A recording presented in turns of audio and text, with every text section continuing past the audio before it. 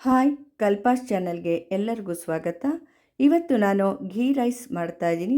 ತುಂಬಾ ಟೇಸ್ಟಿಯಾಗಿರುತ್ತೆ. ಸ್ಪೆಷಲ್ಲಾಗಿ ಈ ಘೀ ರೈಸ್ ಯಾವ ರೀತಿ ಮಾಡೋದು ಅಂತ ನೋಡ್ಕೊಳ್ಳೋಣ ಬನ್ನಿ. ಅದಕ್ಕೂ ಮುಂಚೆ ನನ್ನ ಚಾನಲ್ಗೆ ಸಬ್ಸ್ಕ್ರೈಬ್ ಆಗದೆ ಇರೋರು ದಯವಿಟ್ಟು ಸಬ್ಸ್ಕ್ರೈಬ್ ಆಗಿ. ಒಂದು ಬಟ್ಲಿಟ್ಕೊಂಡಿದ್ದೀನಿ ನೋಡಿ. ನಾನು ಇದಕ್ಕೆ ಬಾಸುಮತಿ ಅಕ್ಕಿನ 1.5 ಕಪ್ಪಿನಷ್ಟು ಹಾಕ್ಕೊಳ್ತಾ ಇದ್ದೀನಿ.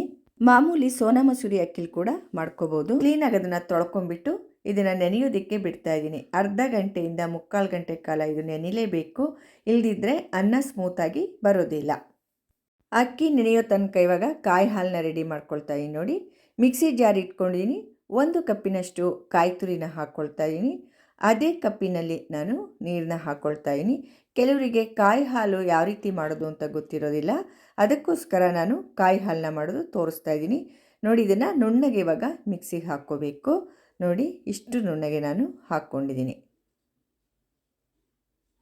ಇದನ್ನಿವಾಗ ಶೋಧಿಸ್ಕೊಳ್ಳೋಣ.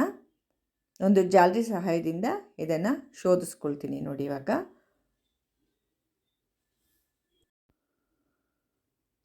ಕೆಳಗಡೆ ಒಂದು ಪಾತ್ರೆ ಇಟ್ಟು ಜಾಲರಿ ಇಟ್ಟಿನಿ, ಶೋಧಿಸ್ಕೊಂಡಿದ್ದೀನಿ ನೋಡಿ. ಮತ್ತೆ ಇದನ್ನು ನಾನು ಮಿಕ್ಸಿಗೆ ಹಾಕಿಬಿಟ್ಟು ಮತ್ತೊಂದು ಕಪ್ಪು ನೀರನ್ನು ಹಾಕಿಬಿಟ್ಟು 1 ಸ್ಪೂನ್ ಸಹಾಯದಿಂದ ಇದನ್ನು ಹೀಗೆ ತಿರುಗಿಸ್ಕೊಳ್ತೀನಿ ನೋಡಿ. ಈ ರೀತಿ ಮಾಡಿಕೊಂಡು ಮತ್ತೆ ಇದನ್ನು ಶೋಧಿಸ್ಕೊಂಡ್ರಾಯ್ತು. ಮತ್ತೇನು ಮಿಕ್ಸಿಗೆ ಹಾಕ್ಕೊಳ್ಳೋದು ಬೇಡ, ಹಾಗೆ ನೀರಿನಿಂದ ಕಲಿಸ್ಬಿಟ್ಟು ಹೀಗೆ ಶೋಧಿಸ್ಕೊಂಡ್ರಾಯ್ತು. 2 ಸಲ ಶೋಧಿಸೋದ್ರಿಂದ ಕ್ಲೀನಾಗಿ ಕಾಯಿ ರಸ ಎಲ್ಲ ಬಂದುಬಿಡತ್ತೆ. ಈ ರೀತಿ ಉಳಿಯುತ್ತೆ ಅಲ್ವಾ ಕಾಯಿದು ಈ ಥರ ಮೇಲ್ಗಡೆ. ಇದನ್ನು ನಾವು ಚಟ್ನಿಗೆ ಉಪಯೋಗಿಸ್ಕೋಬೋದು. ಇದರಲ್ಲೆಲ್ಲ ಅಂಶ ಹೋಗಿರುತ್ತೆ, ಆದರೆ ಏನು ಚೆನ್ನಾಗುತ್ತೆ ಅಂದ್ಕೋಬೋದು, ಆದರೆ ಚಟ್ನಿ ಬಹಳ ಚೆನ್ನಾಗಿರುತ್ತೆ ಇದರಿಂದ ಮಾಡೋದು. ನಾನಿವತ್ತು ಘೀ ರೈಸ್ ಜೊತೆಗೆ ಇದೇ ರೀತಿ ಚಟ್ನಿ ಮಾಡ್ತಾಯಿದ್ದೀನಿ. ತುಂಬ ಟೇಸ್ಟಿಯಾಗಿರುತ್ತೆ. ಕುಕ್ಕರ್ ಇಟ್ಕೊಂಡಿದ್ದೀನಿ ನಾನು. ಗ್ಯಾಸ್ ಮೇಲೆ ತುಪ್ಪ ಹಾಕ್ಕೊಳ್ತಾ ಇದ್ದೀನಿ. ಗ್ಯಾಸ್ ಆನ್ ಮಾಡಿಬಿಟ್ಟು 2 ಸ್ಪೂನ್ನಷ್ಟು ತುಪ್ಪನ ಹಾಕ್ಕೊಳ್ತಾ ಇದ್ದೀನಿ. ಈ ತುಪ್ಪದಲ್ಲಿ ಇವಾಗ ದ್ರಾಕ್ಷಿ ಹಾಗೂ ಗೋಡಂಬಿನ ಹುರ್ಕೊಳ್ತಾ ಇದ್ದೀನಿ. ದ್ರಾಕ್ಷಿ ಗೋಡಂಬಿ ಹಾಕೋದ್ರಿಂದ ಫ್ರೈಡ್ ರೈಸ್ ತುಂಬಾ ಟೇಸ್ಟಿಯಾಗಿರುತ್ತೆ. ದ್ರಾಕ್ಷಿ ಗೋಡಂಬಿ ತಿನ್ನುವಾಗ ಮಧ್ಯ ಮಧ್ಯೆ ಸಿಗ್ತಾ ಇರುತ್ತೆ ಅಲ್ವಾ, ತುಂಬ ಟೇಸ್ಟಿಯಾಗಿರುತ್ತೆ. ದ್ರಾಕ್ಷಿ ದಪ್ಪ ಆಗೋವರೆಗೂ ನಾವು ಈ ರೀತಿ ಫ್ರೈ ಮಾಡ್ಕೋಬೇಕಾಗತ್ತೆ. ಇವಾಗ ನೋಡಿ ಒಣದ್ರಾಕ್ಷಿ ಎಲ್ಲ ದಪ್ಪಗಾಗಿದೆ. ಇವಾಗ ಇದನ್ನು ನಾನು ತೆಗೆದು ಒಂದು ಬಟ್ಲಲ್ಲಿ ಇಟ್ಕೊಳ್ತೀನಿ. ಆಮೇಲೆ ಕೊನೆಯಲ್ಲಿ ಇದನ್ನು ಹಾಕಿದ್ರೆ ಚೆನ್ನಾಗಿರುತ್ತೆ. ಪೂರ್ತಿಯಾಗಿಲ್ಲ ತೆಕ್ಕೊಂಡಿದ್ದೀನಿ ನೋಡಿ ಒಂದು ಬಟ್ಲಿಗೆ ನಾನು. ಇವಾಗ ಈ ತುಪ್ಪದ ಜೊತೆಗೆ ನಾನು 1.5 ಟೇಬಲ್ ಸ್ಪೂನಿನಷ್ಟು ಎಣ್ಣೆ ಕೂಡ ಹಾಕ್ಕೊಳ್ತಾ ಇದ್ದೀನಿ. ಈಗ ಗರಂ ಮಸಾಲೆ ಪದಾರ್ಥಗಳನ್ನೆಲ್ಲ ಇದಕ್ಕೆ ಹಾಕ್ಕೊಳ್ತೀನಿ ನೋಡಿ. ಪಲಾವ್ ಎಲೆ 1, ಸೋಂಪು 3/4 ಸ್ಪೂನ್ನಷ್ಟು, ಮೊಗ್ಗು, ಚಕ್ಕೆ, ಚಕ್ರ ಮೊಗ್ಗು, ಲವಂಗ ಹಾಗೂ ಏಲಕ್ಕಿ ಇದಿಷ್ಟನ್ನು ಹಾಕ್ಕೊಳ್ತಾ ಇದ್ದೀನಿ.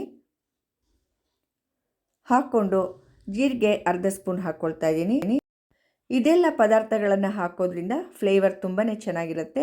ಇದು ಫ್ಲೇವರ್ ಎಲ್ಲ ಎಣ್ಣೆ ತುಪ್ಪದಲ್ಲಿ ಬಿಟ್ಕೋಬೇಕು, ಅಲ್ಲಿ ತನಕ ಸ್ವಲ್ಪ ಫ್ರೈ ಮಾಡ್ಕೋಬೇಕಾಗತ್ತೆ. ಇದನ್ನು ಈರುಳ್ಳಿ ಹಾಕ್ಕೊಳ್ತಾ ಇದ್ದೀನಿ. 2 ಈರುಳ್ಳಿಯನ್ನು ಸಣ್ಣದಾಗಿ ಹೆಚ್ಚಿಟ್ಕೊಂಡಿದ್ದೀನಿ. ಈರುಳ್ಳಿ ಹಾಕ್ಕೊಳ್ತಾ ಇದ್ದೀನಿ. ಈರುಳ್ಳಿನ ಸ್ವಲ್ಪ ಫ್ರೈ ಮಾಡಿದ ನಂತರ ಮೆಣಸಿನ್ಕಾಯಿ ಕೂಡ ಇವಾಗಲೇ ಹಾಕ್ಕೋಬೇಕು. 4 ಮೆಣಸಿನ್ಕಾಯಿನ ಈ ರೀತಿ ಕಟ್ ಮಾಡಿಬಿಟ್ಟು ಹಾಕ್ಕೊಂಡಿದ್ದೀನಿ ನಾನು. ಈರುಳ್ಳಿ ಕಂದು ಬಣ್ಣ ಬರೋವರೆಗೆ ನಾವು ಹುರ್ಕೋಬೇಕಾಗತ್ತೆ. ಇದಕ್ಕೆ 1 ಸ್ಪೂನಿನಷ್ಟು ಶುಂಠಿ ಬೆಳ್ಳುಳ್ಳಿ ಪೇಸ್ಟ್ನ ಹಾಕ್ಕೊಳ್ತಾ ಇದ್ದೀನಿ. ರೆಡಿ ಪೇಸ್ಟ್ ಕೂಡ ನೀವು ಹಾಕ್ಕೋಬೋದು. ಶುಂಠಿ ಬೆಳ್ಳುಳ್ಳಿ ಪೇಸ್ಟಿಂದು ಹಸಿ ವಾಸನೆ ಹೋಗೋವರೆಗೆ ನಾವು ಹೀಗೆ ಫ್ರೈ ಮಾಡ್ಕೋಬೇಕು. ಮೆಣಸಿನ್ಕಾಯಿ ಎಲ್ಲ ನಾವು ಇದಕ್ಕೆ ಹಾಕಿರೋದ್ರಿಂದ ಫ್ರೈಡ್ ರೈಸ್ಗೆ ಏನು ಬೇಡ, ಹಾಗೆ ಕೂಡ ತಿನ್ಬೋದು, ಅಷ್ಟೊಂದು ಟೇಸ್ಟಿಯಾಗಿರುತ್ತಿದ್ದು. ಇವಾಗ ಪುದೀನ ಹಾಕ್ಕೊಳ್ತಾ ಇದ್ದೀನಿ. ಸ್ವಲ್ಪ ಪುದೀನ ಹಾಕ್ಕೊಂಡು ಸ್ವಲ್ಪ ಫ್ರೈ ಮಾಡ್ಕೋಬೇಕು. ಈ ರೀತಿ ಕ್ಲೀನಾಗಿ ಈ ರೀತಿ ಫ್ರೈ ಮಾಡ್ಕೋಬೇಕು. ಅಕ್ಕಿ ಅರ್ಧ ಗಂಟೆ ನೆಂದ ನಂತರ ಅದನ್ನು ನಾನು ಇವಾಗ ಪೂರ್ತಿ ನೀರು ಹೋಗಲಿ ಅಂದ್ಬಿಟ್ಟು ಈ ರೀತಿ ಪಾತ್ರೆಗೆ ಹಾಕಿಟ್ಟಿದ್ದೀನಿ. ಬಸಿತೀವಲ್ಲ ಆ ಪಾತ್ರೆಗೆ ಹಾಕಿಟ್ಟಿದ್ದೀನಿ. ಅದು ಪೂರ್ತಿಯಾಗಿ ನೀರು ಹೋಗಿದೆ. ಇವಾಗ ನೋಡಿ ನಾನು ಈ ಒಗ್ಗರಣೆಗೆ ಅಕ್ಕಿನ ಹಾಕ್ಕೊಳ್ತಾ ಇದ್ದೀನಿ. ಹಾಕ್ಕೊಂಬಿಟ್ಟು ನಿಧಾನವಾಗಿ ಇದನ್ನು ಮಿಕ್ಸ್ ಮಾಡಬೇಕು. ತುಂಬ ಜೋರಾಗೆಲ್ಲ ಮಿಕ್ಸ್ ಮಾಡಬೇಡಿ. ಅಕ್ಕಿ ತುಂಡಾಗಬಾರ್ದು, ನೆಂದಿರುತ್ತೆ ಅಲ್ವಾ ಅಕ್ಕಿ, ತುಂಡಾಗಬಾರ್ದು. ನಿಧಾನವಾಗಿ ಈ ರೀತಿ ಕೈ ಆಡಿಸ್ಕೊಳ್ಳಿ.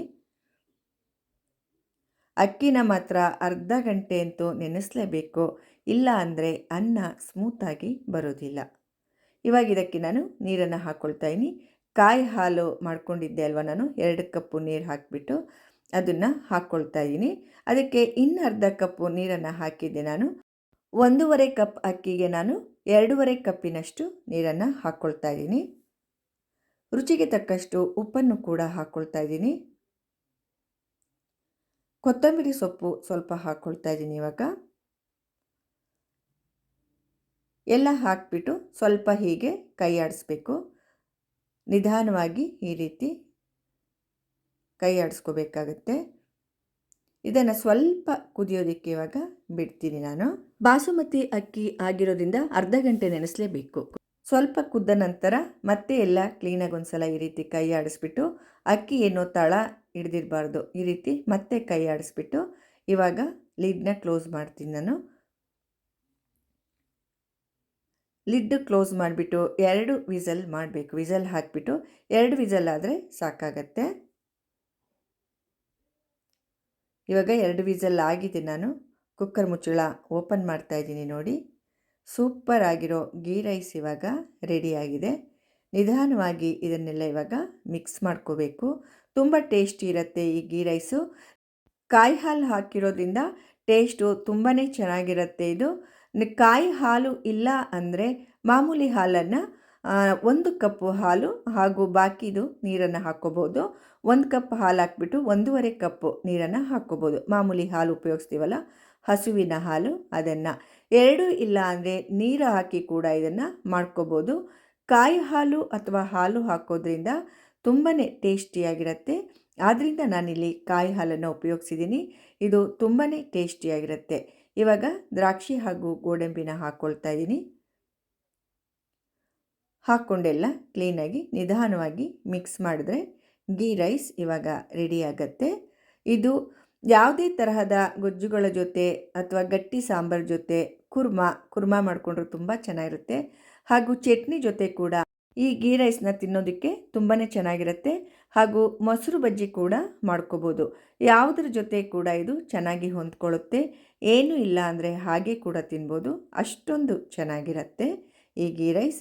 ಇವಾಗ ಇದನ್ನು ಒಂದು ಪ್ಲೇಟ್ಗೆ ಸರ್ವ್ ಮಾಡ್ಕೊಳ್ತಾ ಇದ್ದೀನಿ. ನೋಡಿ, ತುಂಬ ಟೇಸ್ಟಿಯಾದಂತಹ ಗೀ ರೈಸ್ ಇವಾಗ ರೆಡಿಯಾಗಿದೆ. ನೋಡಿ, ತುಂಬಾ ಚೆನ್ನಾಗಿರುತ್ತೆ. ತುಪ್ಪ, ಗೋಡಂಬಿ ಎಲ್ಲ ಹಾಕಿ ಮಾಡೀವಿ, ಮಸಾಲೆ ಪದಾರ್ಥಗಳು ಎಲ್ಲ. ಆದ್ದರಿಂದ ಘಮ್ ಅಂತ ಸುವಾಸನೆ ಕೂಡ ಬರ್ತಾಯಿದೆ ಇದು. ಹಾಗೂ ಟೇಸ್ಟ್ ಕೂಡ ತುಂಬ ಚೆನ್ನಾಗಿರುತ್ತೆ.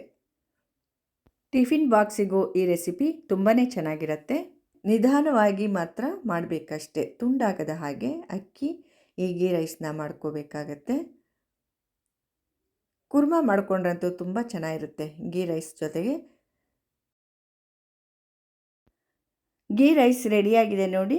ನಾನು ಗೀ ರೈಸ್ ಜೊತೆಗೆ ಇವತ್ತು ಚಟ್ನಿ ಮಾಡಿದ್ದೀನಿ. ನಾನು ಕಾಯಿ ಹಾಲು ಹಿಂಡಿಬಿಟ್ಟು ಕಾಯಿ ಹಾಗೆ ಉಳಿದಿತ್ತಲ್ವ, ಅದು ಬಾಕಿದೆಲ್ಲ ಅದರಲ್ಲಿ ಚಟ್ನಿ ಮಾಡಿದ್ದೀನಿ. ತುಂಬ ಟೇಸ್ಟಿಯಾಗಿದೆ ಚಟ್ನಿ. ಅದ್ರ ಜೊತೆಗೆ ನಾನು ಕಡಲೆ, ಮೆಣಸಿನ್ಕಾಯಿ, ಬೆಳ್ಳುಳ್ಳಿ, ಹುಣಸೆಹಣ್ಣು, ಉಪ್ಪು ಹಾಕಿ ಮಾಡಿದ್ದೆ. ತುಂಬ ಟೇಸ್ಟಿಯಾಗಿದೆ. ಗೀ ರೈಸ್ಗೂ ಅದಕ್ಕೂ ತುಂಬ ಹೊಂದಿಕೆ ಆಗ್ತಾಯಿದೆ. ಈ ಗೀ ರೈಸ್ನ ರೆಸಿಪಿ ನಿಮಗೆಲ್ಲ ಇಷ್ಟ ಆಗಿದೆ ಅಂದ್ಕೊಂಡಿದ್ದೀನಿ. ನನ್ನ ಚಾನಲ್ಗೆ ದಯವಿಟ್ಟು ಸಬ್ಸ್ಕ್ರೈಬ್ ಆಗೋದನ್ನು ಯಾರೂ ಖಂಡಿತವಾಗಿ ಮರಿಬೇಡಿ. ಲೈಕ್ ಮಾಡಿ, ಶೇರ್ ಮಾಡಿ ಹಾಗೂ ಕಮೆಂಟ್ಸ್ ಮೂಲಕ ತಿಳಿಸಿ ಅಂತ ಹೇಳ್ತಾ ಎಲ್ಲರಿಗೂ ನನ್ನ ಧನ್ಯವಾದಗಳು. ಮುಂದಿನ ರೆಸಿಪಿಯೊಂದಿಗೆ ಮತ್ತೆ ಸಿಗ್ತೇನೆ. ನಮಸ್ಕಾರ.